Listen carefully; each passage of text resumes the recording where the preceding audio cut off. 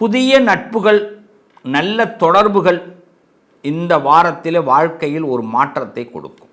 நல்ல ஃப்ரெண்ட்ஷிப் கிடைக்கும், சிநேகிதம். அது மட்டும் இல்லை, நல்ல தொடர்பு, கம்யூனிகேஷன் ஏற்படும்.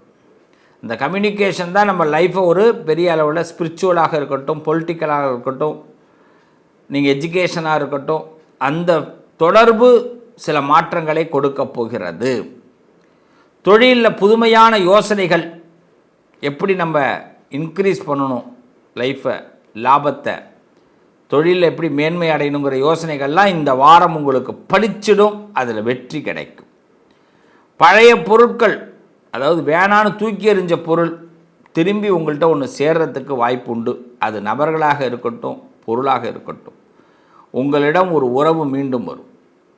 உங்களிடம் மீண்டும் ஒரு நல்ல ஒரு உற்சாகம் கிடைக்கக்கூடிய வாரம். ரிஷபராசிக்கு ஒரு பெஸ்ட் டைம். இந்த வாரம் முழுமையாக சக்ஸஸாக விநாயகரை வழிபாடு பண்ணுங்கள்.